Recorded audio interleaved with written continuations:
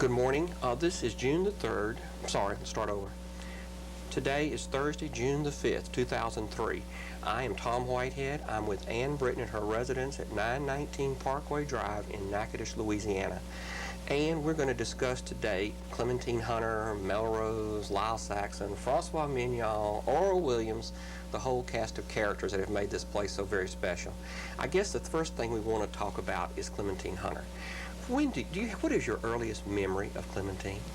Possibly in the first grade or pre-first grade, when I would go with Mama to Melrose to see Miss Cammie. Was she cooking then?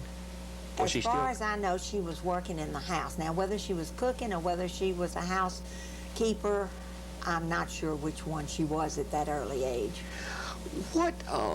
Tell me about the times you went to Melrose. Didn't you go on Saturdays or something? How did that work? Usually, Mama was off on Saturday because she taught at the university, or at least off on Saturday afternoon.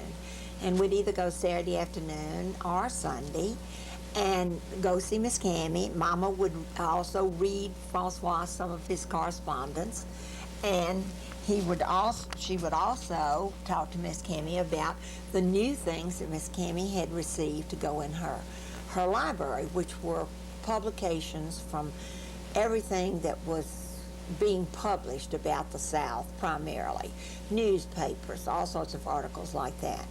Miss Cammie never believed that you should stay idle.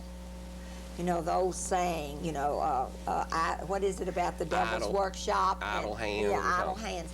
So to keep me busy, she would give me a threaded needle, long threaded needle, and a box of buttons. And she'd sit me down. Usually the weather was nice, and it was out under the trees on one of those concrete benches, and I would sit there and thread all those buttons till I began to get too restless, and then I'd go looking for Mama and Miss Cammie or Francois, wherever Mama happened to be. Did y'all eat out there? Do you have any memories of eating out there then? I don't remember eating there. I remember Mama bringing food to Francois or something to Miss Cammie, but I don't remember eating. When is the first time that you kind of have a memory of Clementine as a person? Could you say she was nice or whatever? Do you remember actually knowing Clementine? It was after we came back from World War II, and Mama again started her, if not weekly, bi-weekly, or at least monthly visits to Miss Cammie and Melrose. And there, depending on the time of day we were there, usually I saw Clementine when she had finished everything. She had what she could take home. You always leftovers went home with whoever was the cook or the help, and she would usually stop by wherever I was, sitting there either reading or doing these buttons on the string, and just visit a short period of time. She was not a real talkative person. Did y'all talk about painting at all? No. Okay. No, usually not. Now, how old were you then? I was born in 35, so it would have been 47. 12 years old or so, young teenager. So you remember that then, okay. I did a little more following Mama around at that age than I did sitting doing the buttons and listening. At that age, you're most interested in what any grown-ups have to say. And what is your memory of Miss Cammie? Miss Cammie was a very businesslike person, very straightforward, adored my mother, called her daughter, thought that my mother could do anything, and I think she could.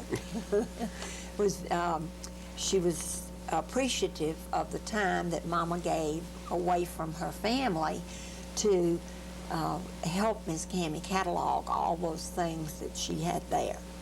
Do you remember Lyle Saxon? Just vaguely, just very, very vaguely. But you remember more the talk about him more than the man himself. The fact that he was famous, what was the talk about him? Well, the talk about him was that he liked to imbibe, and that he would come to Melrose and wouldn't do what he was supposed to be doing, and sometimes Miss Cammie would have to lock him in in his room and have food sent to his room until he would finish whatever he was working on. And I think they like to say it was children or strangers, but I'm sure there were some other things that he was supposed to be working on that he just didn't get around to doing. What was your opinion of Francois at this young age?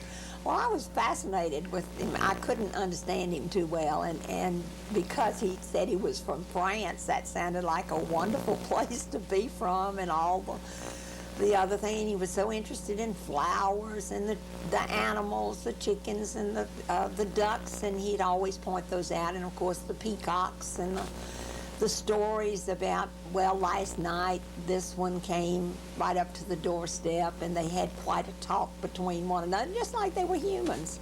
Now, do you ever remember eating at Melrose? I wondered that. I ate at Francois. At the Look House. The bidet that served as his coffee table. I can remember refreshments being there, and we would have either a little napkin or a little small plate, and we would have some sort of, it wouldn't be a whole meal, but it would be some sort of one.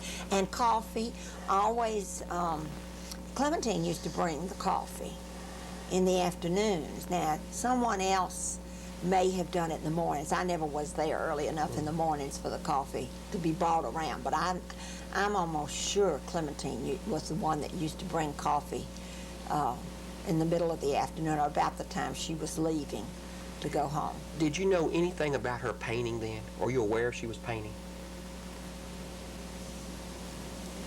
Not until probably sometime in the late 40s. You can remember her, or do you remember seeing pictures or anything like that back then? Yeah, Francois would have one and give one to Mama. I knew Mama stopped and bought paints and oil that you mixed your paints with, and boards. And of course, she didn't like to paint on regular artist boards. And about that time, Mama would go to the lumberyard. And then in those days, they would cut your pieces for you, and she'd just tell them to cut them in any size. Just cut up a 4-foot by 8-foot piece of gypsum board, or whatever you want to call it, and they'd cut it up, and she would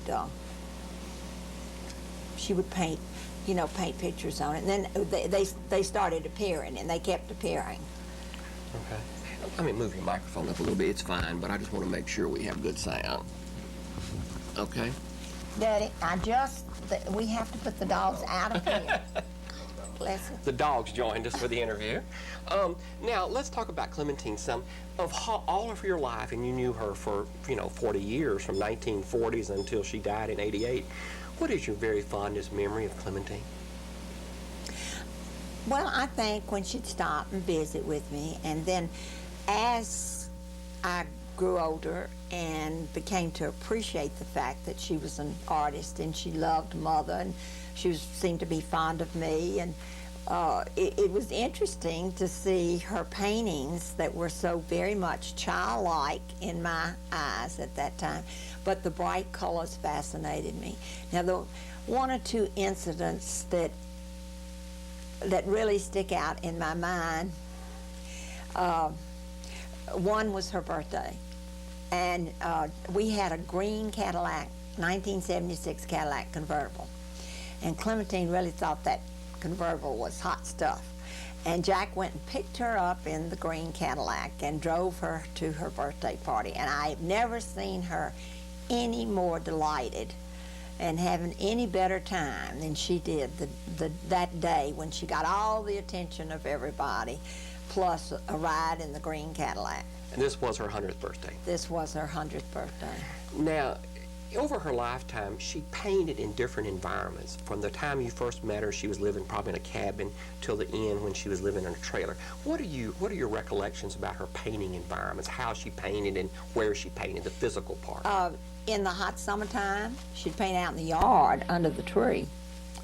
And she liked to paint at night, because number one, I think it was cooler. Number two, she stayed up later at night when it was cooler, because people visited and partied and did whatever else they did down the river. And morning, she had to work. So evenings were the only time that she usually had to paint, and weekends when she didn't work. Now, I'm sure she worked on Saturday. I'm not sure about Sunday. I know she used to say she didn't paint on Sundays. She used to. I don't know if she did or not. I doubt she did. Along that line, I can think of two experiences I had. One was I drove up out there when she was living at Melrose, and she was in the front yard painting spider lilies, and they were blooming in the yard, and she was sitting in a folding lawn chair in the front yard with a small board painting spider lilies. She was looking at them and painting them.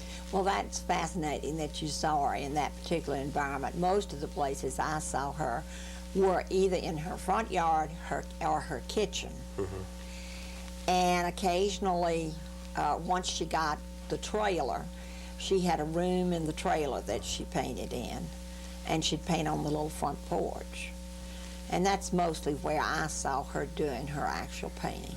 While we're talking about that, tell us about the family portrait she painted. That's a wonderful story.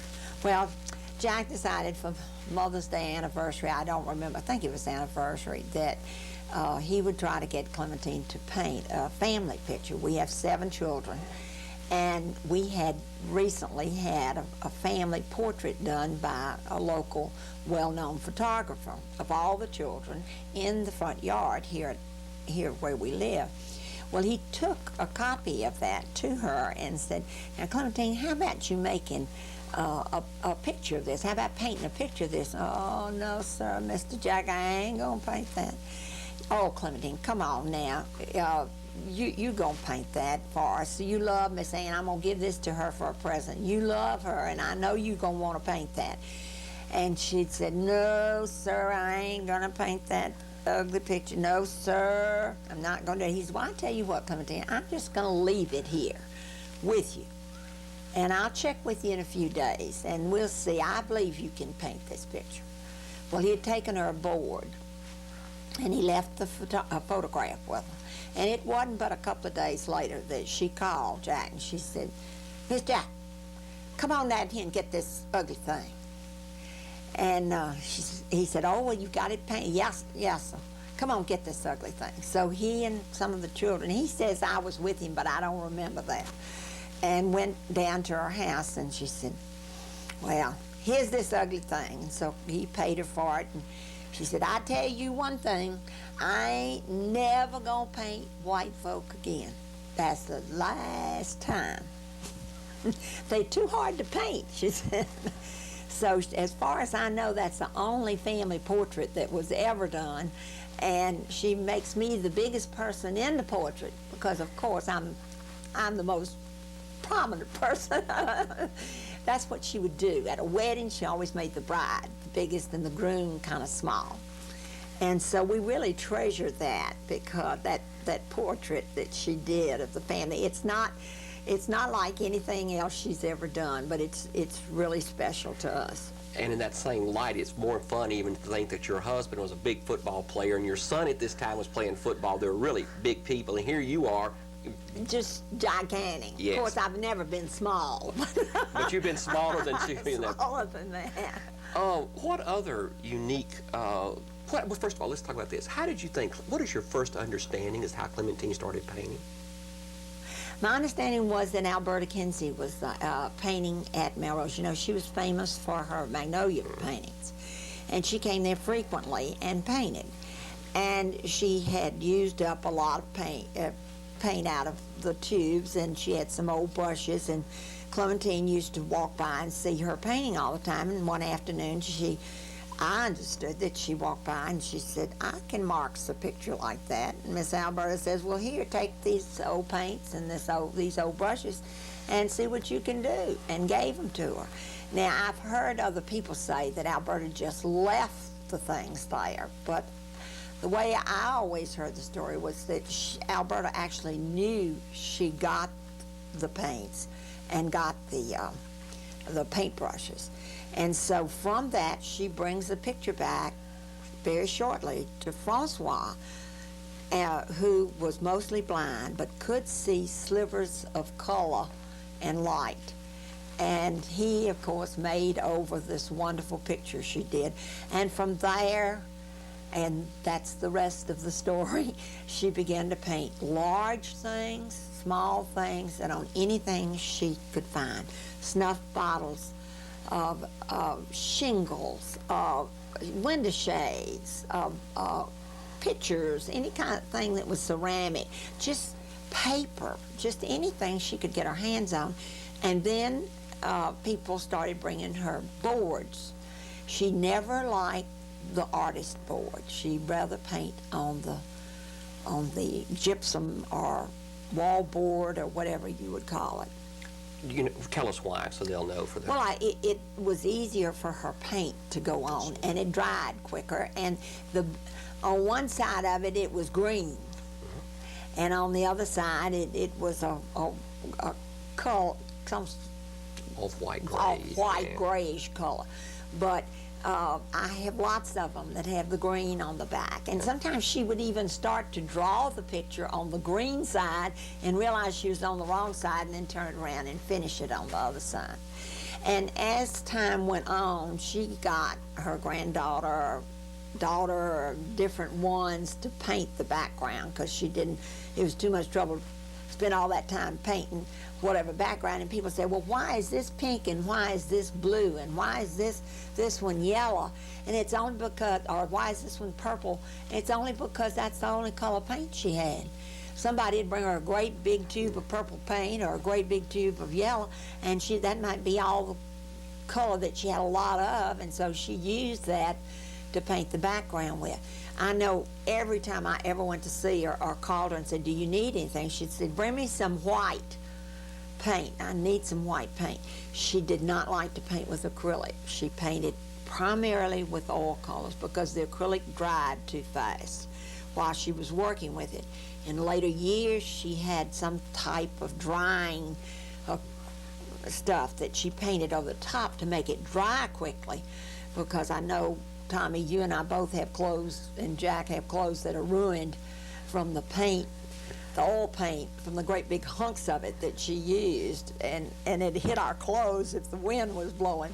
And it would always take, for instance, when she painted on glass, it would take forever for oil. Forever. Like a year, 6 months to a year for that oil to dry. She made dolls. Did you ever have a doll? I never did have a doll, but I saw them. You know, like one was a wonderful nun. She made lots of nun dolls. And I got one nun doll for Melrose and gave it back to him from a bond register. Right. I mean, Ryan. Right. Tell us about the quilts. Well, the first time I saw a quilt, it was hanging on the back of Yucca, where Francois entertained. On the porch or inside? Outside. On the back. And it hung there for years and years. And even when the weather would tatter and blow and get it wet and so forth, it still hung there.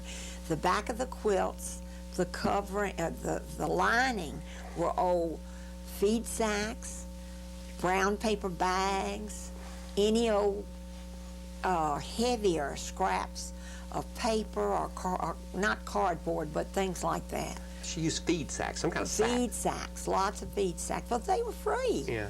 You know, you bought your grits, your flour, your all sorts of things, sugar and other things in sacks. Did you ever? I want to talk about the quilting some more. Did you? How did you get your quilts? Do you remember?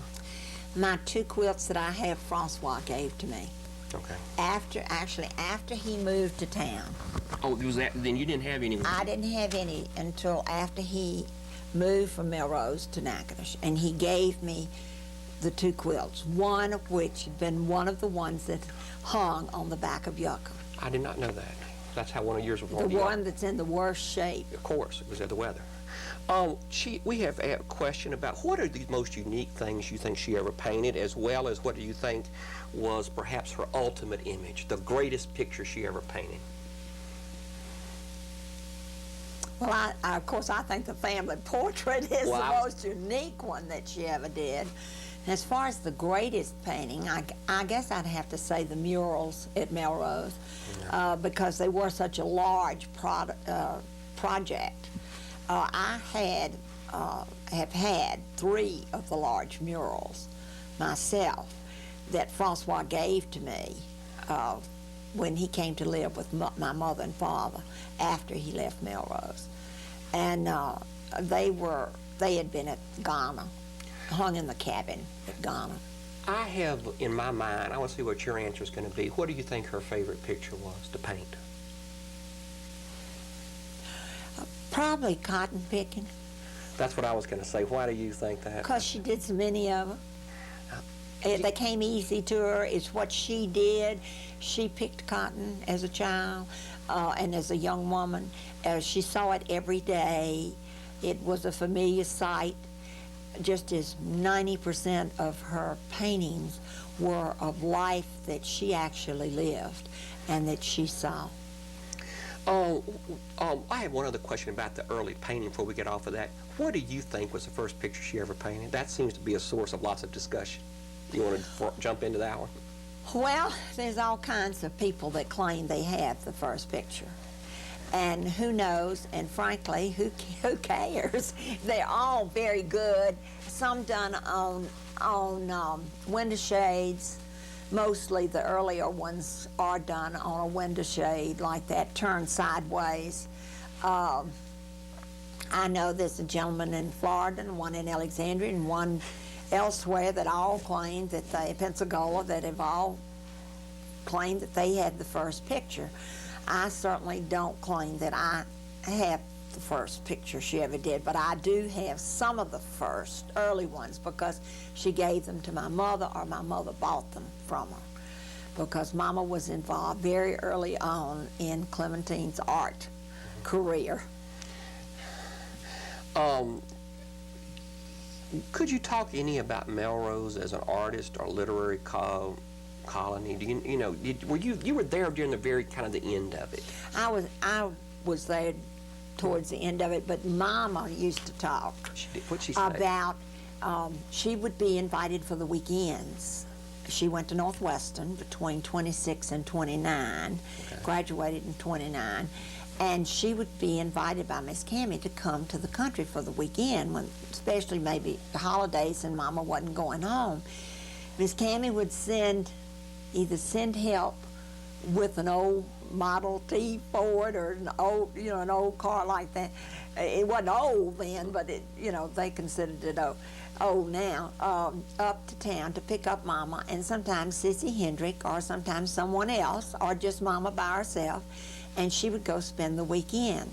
She said the most fascinating thing of her whole life was sitting on the front gallery after dinner, and all of the artists that were staying at Melrose and all of the writers that were staying there would sit around having their imbibing and telling of the faraway places that they had visited, the people they had met, things of the world events, because then you just didn't have you didn't have TV, you didn't have even good radio coverage, you didn't have any of that kind of thing. So to Mama, it was like taking a trip with a lot of the others, and most of these artists had traveled. And had traveled, some had studied in Europe, and some had studied made their homes in New Orleans and other places. There's a story that that somebody wrote one time that said Charles Faulkner was there. William Faulkner. William Faulkner. And my mother says William Faulkner never came to Melrose. He was aware of Melrose, but he never visited Melrose. So that keeps getting repeated, and that should be corrected, because he never visited Melrose. So she was there really from the late 20s up until the 40s. She was there 20 years in and out of this. Except during the war years. And y'all lived in Florida. Just 3 years. Daddy was in the service, I think, less than 3 years. There's a question, too, about what was life like at Melrose? I mean, we know these famous people were there, but what about the daily routine of breakfast, lunch? How many people did it take to run the place? Well, I'm sure it took quite a few. I'm sure she had 20 people working right in the grounds there of Melrose Complex, because you had to have a cook, you had to have an assistant cook, you had to have a housekeeper, you had to have somebody that washed and ironed, She had someone that did the book binding. She taught a man to weave. She had a carpenter.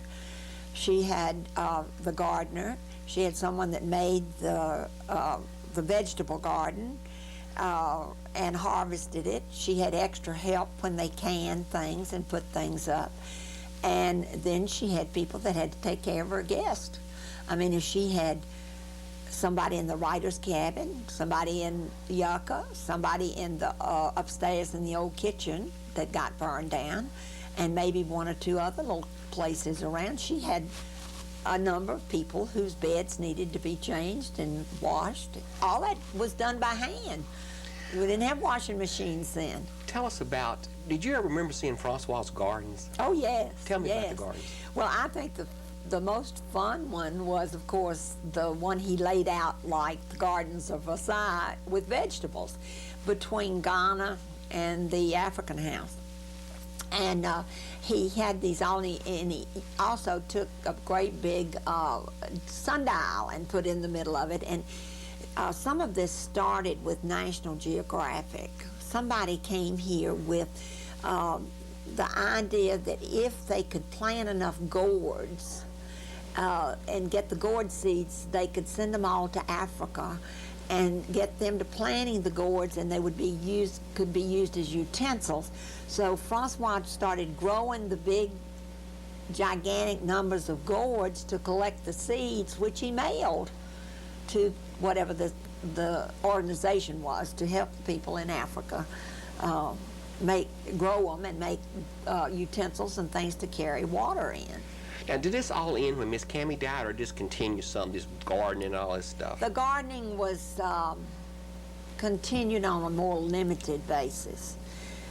Partially funding, I would imagine, Tommy, because Miss Cammie probably funded all of that. And when she died, her son was not Mr. J.D. Henry, was busy making pecan crop and cotton crop and other things. And although they appreciated the fact that Francois took care of all the daily tourists, pilgrims as they called them, that kept coming there, and the correspondence, he was interested, but he didn't have time to be artistically interested in the artistic garden that Francois would do.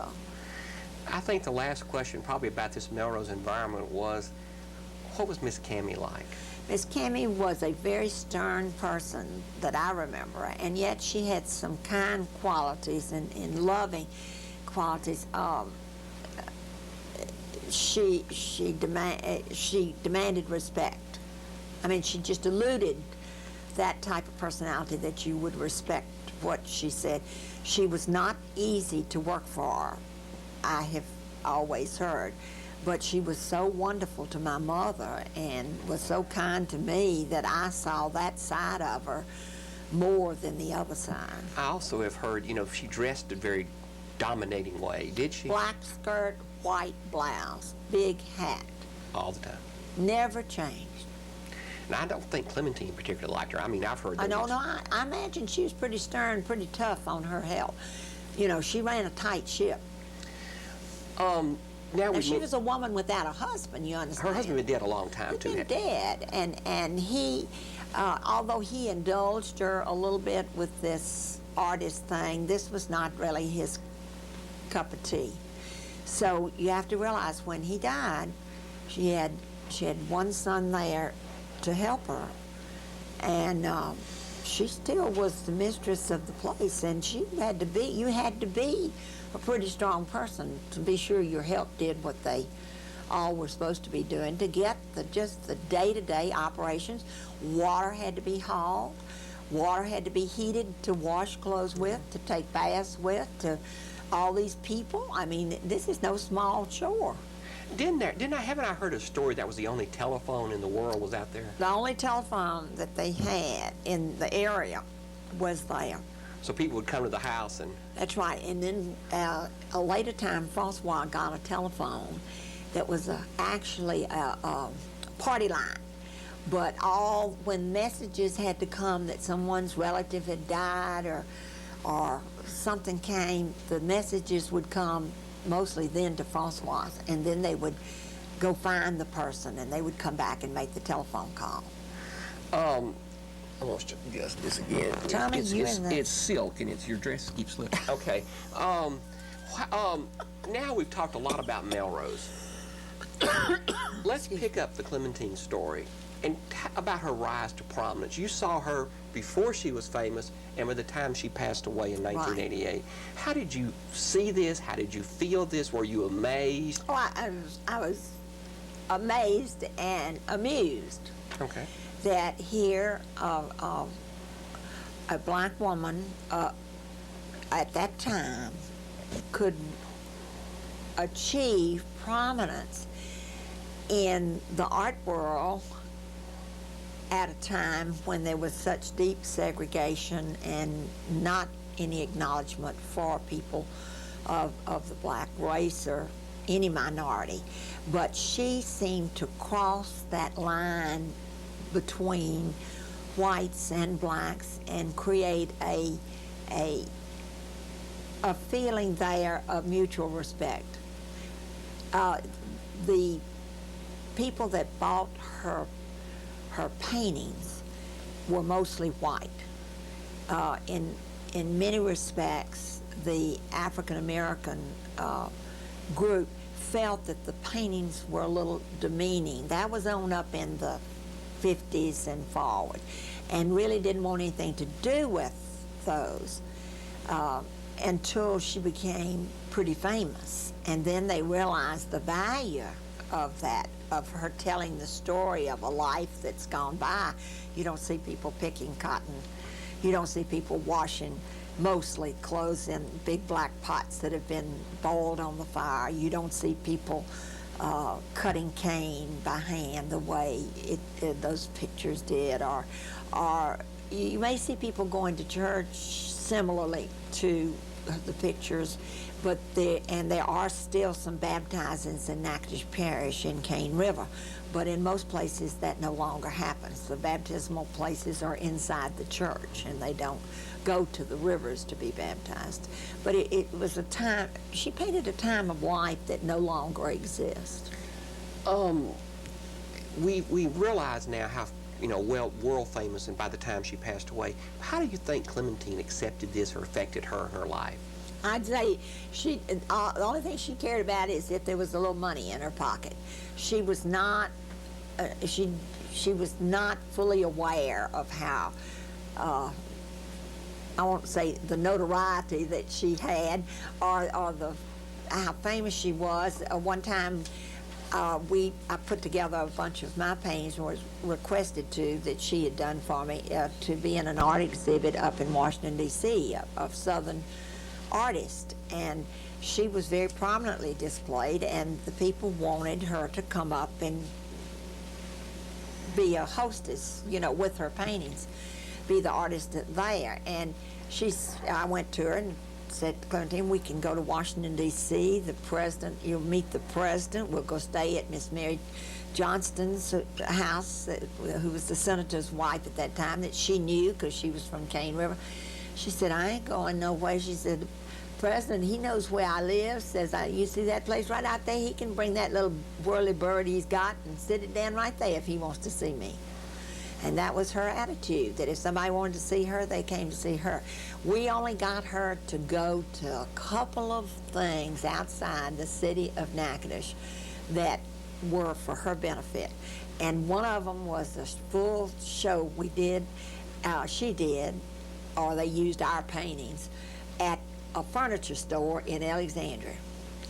And they got her to go by promising her they'd give her not just money, but a little patio set. And that was the crowning thing. Francois went also, and that was the other thing. You went on that trip? I went on that trip. I was there all one Saturday after Saturday. I remember that. Of course, I think one of your closest involvements was Clementine when you became her landlord. The trailer story. Tell us about how you and Clementine and moving the trailer. Well, she lived at Melrose most of her life, and every time it rained, the ditch in front of her house would fill up with water, and it had gotten to the point that she couldn't get out of her house. It didn't flood her house because she was built up off the ground, but it flooded enough that they couldn't get her out of the house to the road if she wanted to go anywhere. And it gets a little scary when snakes and other varmints and stuff are swimming around your house.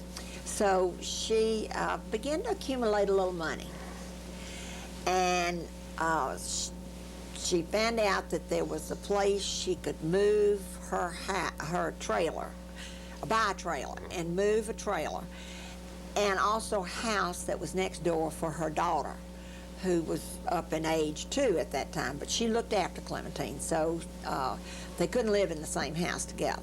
But so she bought the trailer and moved down to Mr. Frank's place, who was in the nursing home at that time, in the VA hospital. Well, he died. He died, and or maybe before he died, they had to sell the property to pay his medical bills. So she had to find another place to take the trailer. Well, she asked me, did we have a spot she could put the trailer on? Now, Miss Ann, this ain't gonna cost you nothing. Said, just a place for me. I got to have a little house for my daughter. Well, we had a place across the river from Beaufort that had a little tenant house on it. Wasn't too bad. And another trailer at one time had been there. So the hookups for most things were already there. So I came home and asked Jack, and I said, is it all right if I tell Clementine that she can move to over on our place across from Beaufort over there? And he said, well, how much is it going to cost us? I said, oh, not much. I just got to fix up that house a little bit for somebody to move into it. Well, about $3,000 later, her daughter moves into the house, and the day they moved Clementine's trailer, a man appeared at my door and said, Miss Britton, I'm so-and-so and so-and-so. I've come to collect for moving Clementine's trailer. And I asked him how much, and he told me, and I said, but now Clementine told me that she was going to take care of this. He said, she told me to come see you. I paid the man. Went down there a couple of days later, and I saw water running everywhere, all over the place. And I said, Clementine, what is that water from? She said, well, I ain't got a septic tank. I said, well, there used to be one here. Well, we can't find it. So she said, but if you'll get a septic tank, I'll pay for it. You don't have to pay for it. So I got the man, got down there and dug the place for the septic tank, hooked the trailer house in the septic tank. Man appeared at my door. Miss Britton, Clementine said, you'd take care of this. Took care of it. Then I realized she didn't have electricity.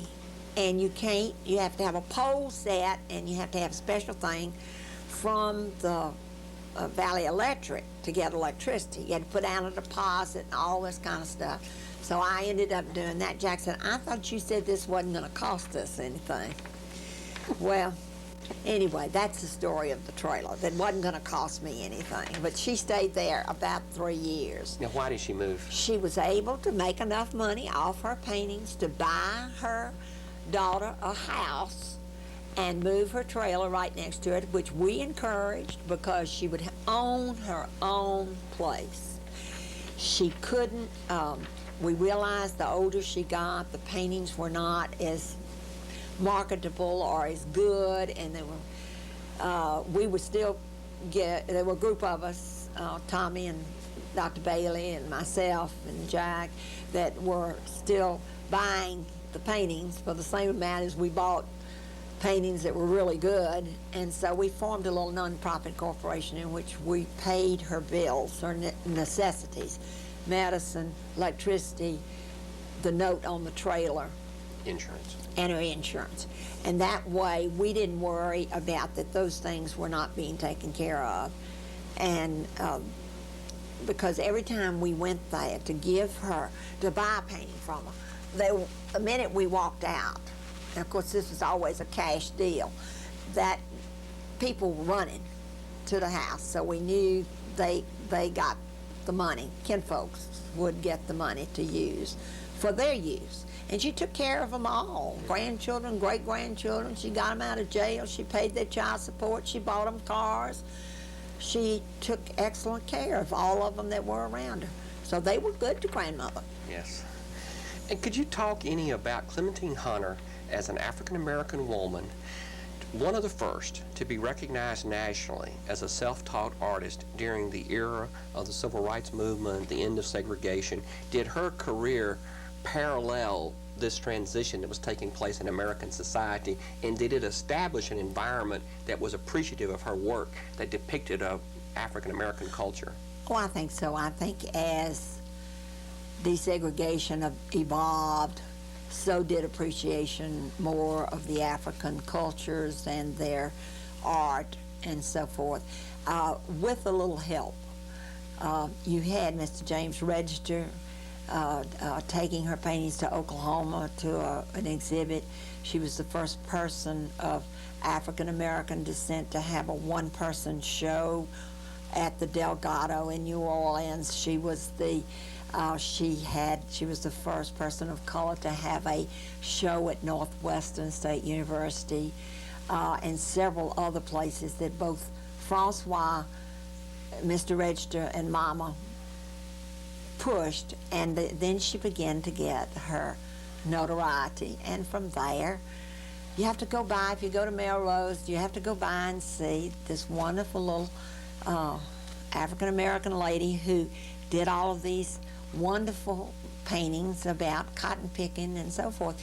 That was a big crop in this parish and in other parishes. This was an agricultural community. Her things that she painted were of the lifestyles that people lived here. The Northwestern exhibit, there's a story there, I don't know if it's true or not, about your mother taking Clementine to the exhibit.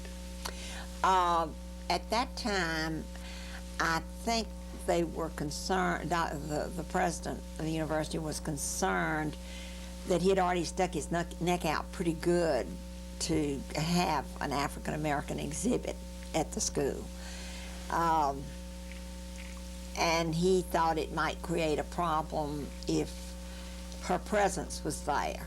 So I was always told, and Mama told me, that she took her in to see her own paintings after everybody else had been there and left at the university.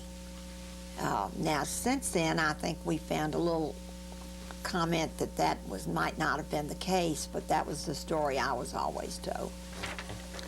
Do you think the title, the Black Grandma Moses, or maybe Clementine Hunter, Clementine was, or maybe the other woman was a white Clementine Hunter. What do you think about the term Clementine Hunter as a Black Grandma Moses? Well, I don't have a problem with that. I think the white Grandma Moses came along at a earlier time and was more quickly accepted in that she painted the lifestyles of people with her experience. Clementine painted the lifestyles of the people with her experience.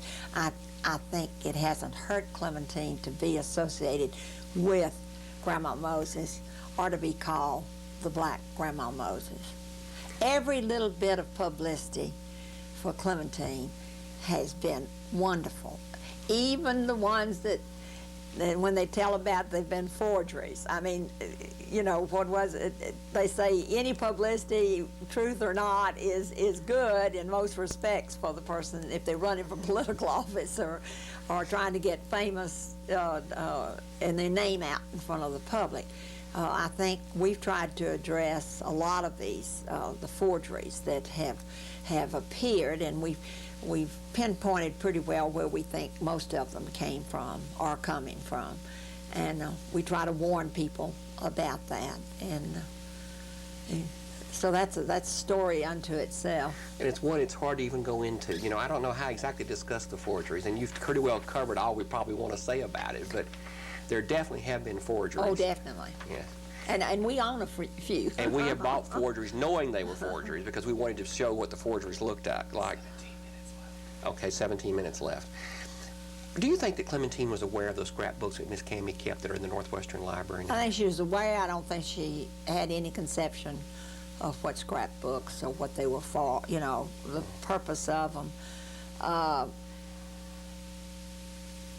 don't think they were an important thing in her It was just thoughts. What about, the relationship between Francois, Miss Cammy, your mother, Clementine. There's a pivotal, he's kind of a pivotal point in all these relationships. I mean, not directly, but your mother had a relationship with Miss Cammy. But everywhere there's a story about Francois, there's always a Francois story in all this later stuff. Well, of course, he came to live in 1939, I believe, and just never left. I mean, he was the man who came to dinner. He took care of the day-to-day correspondence. He took care of lots of the planning, oversaw the planning, that's the plants and so forth. He wrote a column about the goings-on every day at the plantation. He wrote a lady in New York every day except Sunday. He had friends from all over the world that he carried on a correspondence with. Miss Cammy was very dependent upon him as well as very fond of him as a person. And so that relationship went over to the fact Mama was coming down there and helping Miss Cammy. And many times Mama said, Miss Cammy said, or promise me if something happens to me that you will see that Francois is taken care of.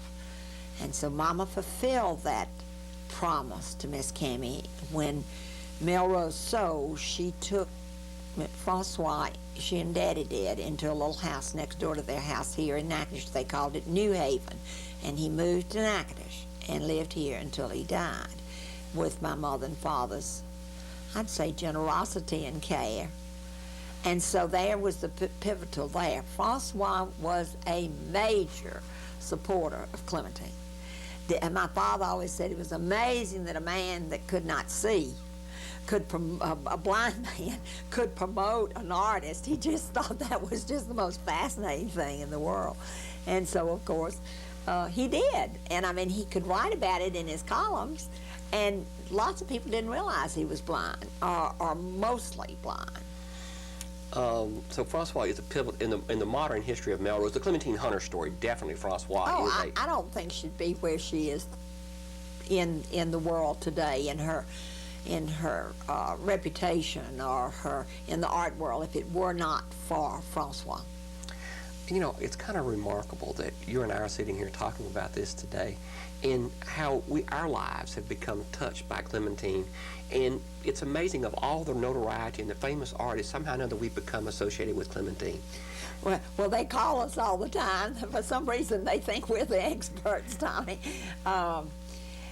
We can look at most paintings and tell whether they're forgeries. We try to protect people from spending large sums of money for something that is not real, and we hate to disappoint them sometimes and say, look, you spent your money on something that she didn't really do. We've also become responsible for putting together all sorts of exhibits that have been all over the United States and even all over the world, because Jack and I sent those things to Africa and then went over there and talked about them. So she's become more and more well-known. And it's how our lives have been enriched. Oh, yes.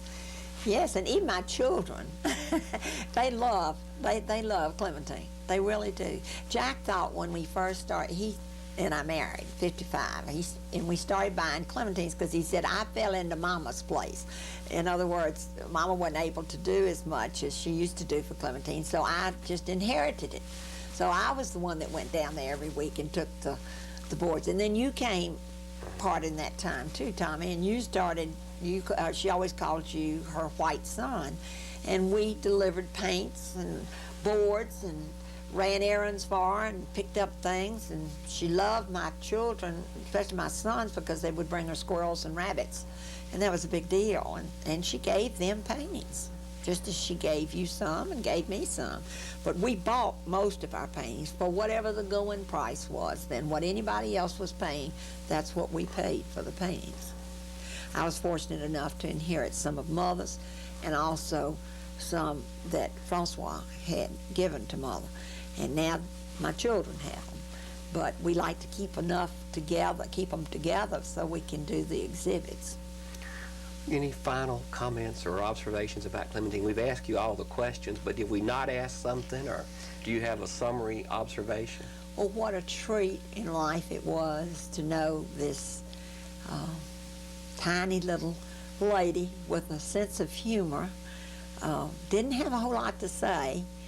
Weren't a whole lot of people she really liked, but if she liked you, she was genuinely your friend. And I considered Clementine my friend.